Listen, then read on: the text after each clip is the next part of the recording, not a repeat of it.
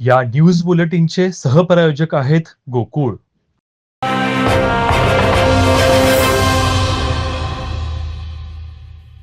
आई वडिलांसह देव, देश आणि धर्माचं मोल जाणून घेत जो सेवा करतो तोच खरा भाग्यवान होय. चांगला माणूस ही सर्वात मोठी संपत्ती आहे. गरीब, रुग्ण, गरजूंना मदत आणि सेवेतच खरा परमार्थ सापडतो.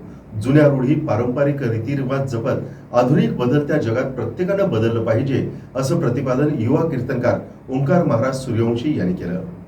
पन्हाळा तालुक्यातील मोहरे येथील नलवडे परिवारातर्फे आयोजित भजन कीर्तन सोहळ्यात ओंकार महाराज बोलत होते. दीपा नलवडे परिवाराने कीर्तनकार आणि बालचमुनेचं स्वागत केलं. यावेळी राधानगरी तालुक्यातील तुरुंबे येथील ज्ञानोबा तुकाराम आध्यात्मिक वारकरी शिक्षण संस्थेच्या 50 बाल चिमुकल्यांनी भजन कीर्तन सेवेत टाळसाद केली. भजन कीर्तन सोहळ्याला मोहरेसह शहापूर, बोरपाडे, सातवे, आरळे, काखे आदी परिसरातील भाविकांची उपस्थिती होती. वाडवडिलांपासून वारकरी विना भक्ती भजन आध्यात्मिक सेवेची परंपरा असून ते कायम ठेवण्याचा प्रयत्न आम्ही नलवडे परिवार करीत आहोत. यातून मुलांमध्ये ग्रंथ, पुराण, संत आणि त्यांची विचार, महिमा, अभंग रुजवण्यासाठी गावात भक्तिमय वातावरण टिकवण्यासाठी दरवर्षी हा सोहळा होत असल्याचं प्रमुख आयोजक राम नलवडे यांनी सांगितलं. टीव्ही नेक्स्ट मराठीसाठी बोरपाडेहून श्रीकांत कुंभार.